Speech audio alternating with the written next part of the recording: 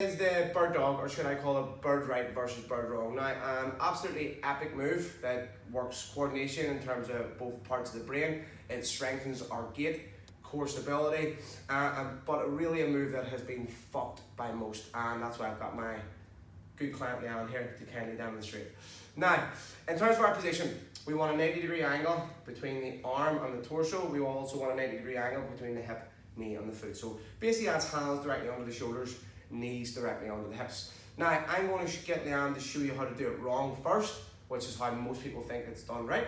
So Leanne, just go for the classic left arm, right foot. And what we generally see is people are going for a lifting of the arm and the leg here, which puts severe dip or extension into the low back. And you can see there's literally zero core involved here. The lower back's getting overloaded, the scap has compensated, and basically this is just Leanne moving her limbs. There's no real thought in this, there's no control, and it's completely open chain. You can see I can actually push her and she can fall here. That's not what we want, right? Now let's bring it back in.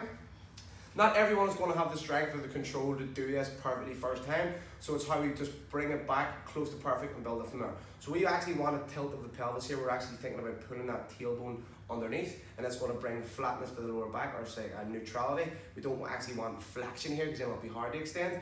And with regard to the shoulders, we want to protract the scap. Okay, so we're actually pushing the hands. Close this down a wee second for me. You're pushing your hands through the floor. Push my hand away, just to keep a bit of stability through the scap here. When we go off balance, it's far harder to maintain good technique if this is tight and this is tight. Now, very, very slowly, I want you to extend, good, and hold. Just here is where Leanne's about to start dipping, so that's where we're going to hold it. Bring it back in, good. Now just on lift off, brace, and then we're actively breathing. Good, good, good, and hold. See if she goes any further, she'll dip, bring it back in. And there's slight shifting involved, okay?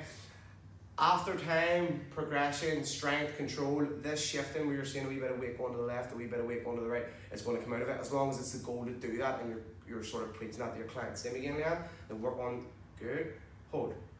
If she goes further, it'll dip, so we'll bring it back in. Over time, we're just looking to extend this as the ability to maintain neutrality here. We extend the lever length, and again, slowly off, hold, and back in.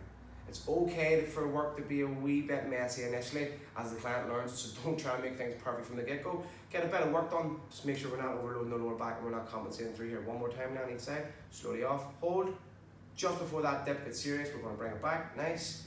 And then last but not least, the other side, reset every time in the middle, hold, back in. And that is our bird dog versus bird wrong. Now jump out a wee second and I'll show you the full muchacho here. So, protract, tilt, and it's a straightening out we're looking for as opposed to a lifting up. Back into the middle. And that's our bird right versus bird wrong. Thank you.